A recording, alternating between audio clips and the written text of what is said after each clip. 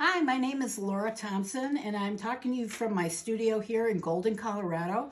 I've been an art educator for 25 years, and there's nothing I love more than making art and being with other people, making art, talking about art, and helping you be a better teacher for your students.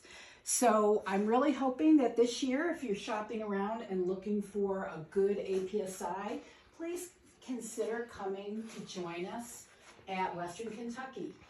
They have a great facility, lots of space. We always have a good time. There's air conditioning.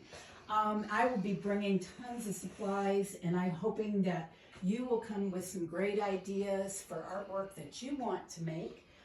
We're going to work on portfolios ourselves, and we're going to study what it is to become an artist and some of the struggles that kids have to find out what it is that they're interested in and what their inquiry should be.